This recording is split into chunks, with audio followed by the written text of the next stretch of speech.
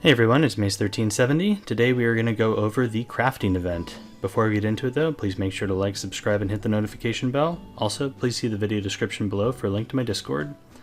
Alrighty, so this is the second crafting event we've had. I don't think I made a video for the first one, so I'm talking about this thing here in the Steel Workshop.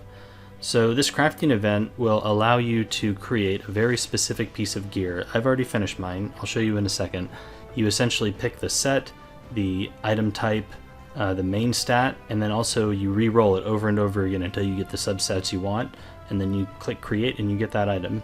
So this removes a tremendous amount of RNG from the system. The only thing that's variable once you make this gear is how the gear rolls, and that's going to be very important when we decide what type of substats we want for the different options. So I think that it's very easy to break down categories of gear into DPS gear, tank or soul weaver gear, and bruiser gear. And the bottom line here is that you need to create a piece that you need the most. So maybe you've gotten a ton of DPS gear and a ton of soul weaver gear and tank gear, but you don't really have any bruiser gear. So maybe consider making a bruiser piece. Conversely, maybe you've gotten a bunch of bruiser gear and tank gear and you need some DPS gear.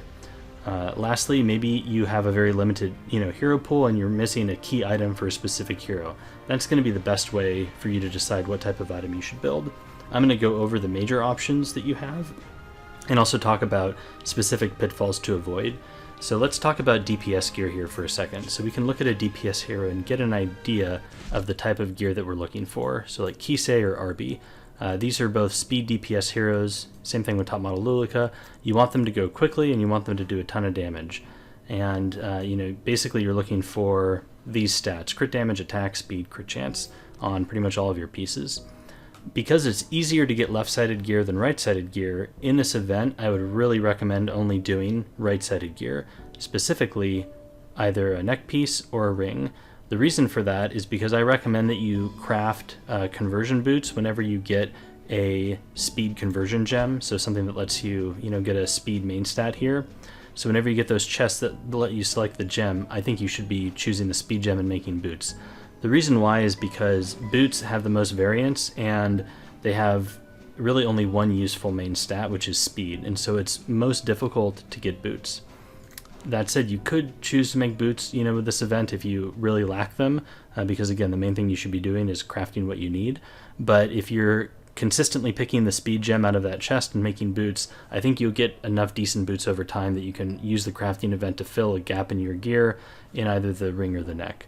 So for the ring and neck, you're essentially looking for a substat combination of, we can talk about necks first, crit damage main, potentially crit chance main, but mostly crit damage main, and then you want crit chance, you want attack, and you want speed, attack percentage.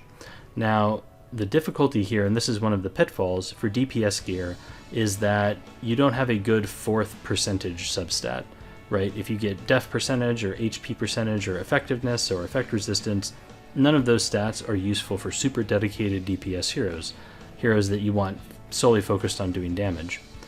And because of that, you might be tempted to pick flat attack for the last stat here on your crafting event. And I think if you did that, that would be a huge pitfall, because hypothetically when you roll this gear, it could roll into the flat attack and then the item gets, boomed very quickly. So instead, I recommend for this fourth substat that you pick a percentage, either defense percentage or HP percentage. The reason why is because if you happen to roll into that a bunch, then okay, fine, you now have a great piece of bruiser gear. However, if you have a flat attack or a flat stat and you roll into it a bunch, now you just kind of have a dead item. And hopefully you dodge that last percentage, the defense or HP percentage, and then you can just use a reroll gem like I have here and reroll it into the flat attack that you want. And you haven't really lost anything, and now you have an amazing, DPS item. I can show you two examples of that. So on this event, I made a attack ring, attack percentage ring, and it rolled super well. It dodged, this was defense percentage, it was like 7% defense when I crafted it, and it only rolled into the DPS stats here. I can just click this so it's not scrolling. It only rolled into the crit chance, the crit damage, and then the speed, and it rolled pretty well into the speed. So this was an item that I was sorely lacking, and I was able to swap out that defense percentage for attack, and so now this is a very good offensive item. And I haven't, lost anything by really just one substat gem reroll, not a big deal. Conversely, there was another ring from the previous craft event that I made. Let's see, it was speed set, and it was attack main, and then it had defense percentage. So how many of these do I have? It's not that one. Yes, it's this one. So this is the ring I had on the previous, the first craft event that we had. I had defense percentage down here, and as you can see, it almost exclusively rolled into defense percentage. I think it rolled 2 or 3 times into this and 2 or 3 times into defense. And that's, it is what it is.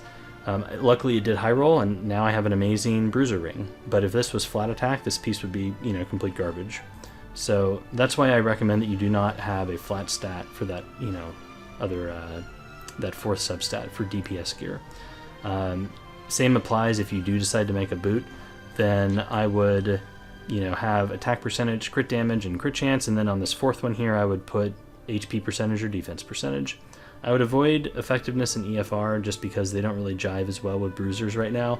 I think you really, would want HP or defense instead, and then you can just re-roll it if it doesn't roll there, and you'll have a great item. So another thing to consider is the set, right, for these pieces. If you're looking at DPS gear, you're pretty much exclusively looking at speed or immunity set, and that's ultimately just going to be whatever you need, the most. I have a bunch of immunity pieces, and I actually, for whatever reason, I just never roll DPS speed gear, like the rings, for example. That was what I really needed. So I got one from this event. Next time I'll probably do a speed DPS neck, potentially immunity, but probably speed, and we'll see and go from there. I assume this event will probably come back in a few months. It seems like they are willing to repeat it. So that's DPS kind of considerations out of the way. Let's talk about tank gear next. Tank gear is a little more flexible. You obviously want tank stats. Let's take a look at an example tank here.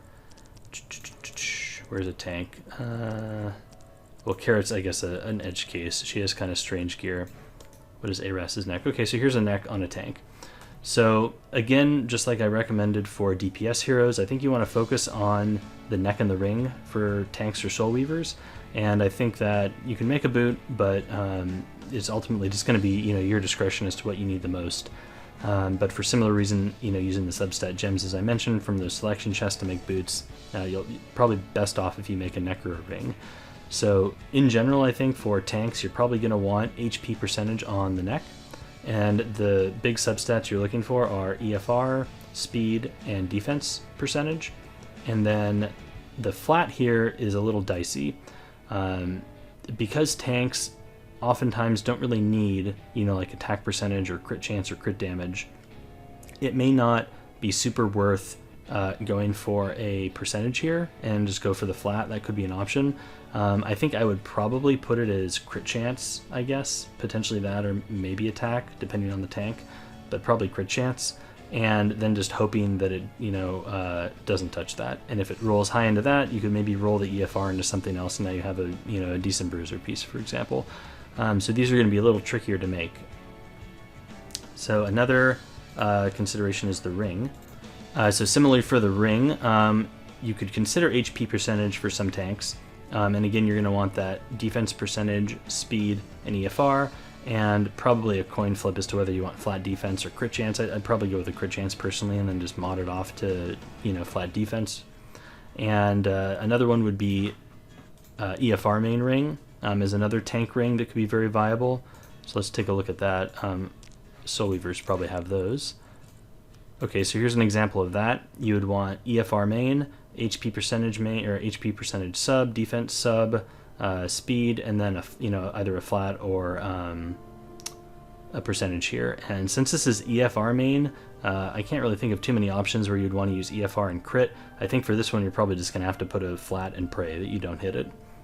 These rings are kind of tough to make just because they have that potential of booming by going into that flat stat. You want them to ignore it. So I think that covers most of your tank or soul weaver options.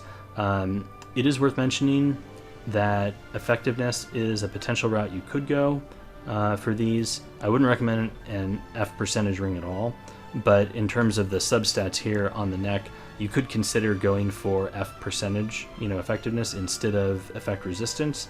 Some tanks do use effectiveness, even in this meta.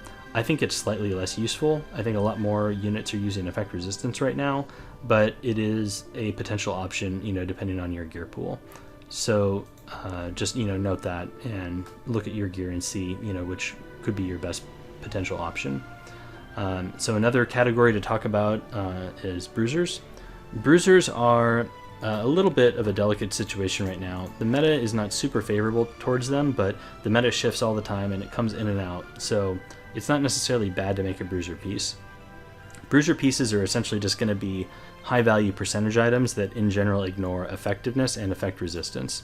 So let's see, LQC is kind of a weird edge case, but you could look at an item like this, for example. You're just going to get some combination of high percentage rolls here, ignoring effectiveness and effect resistance.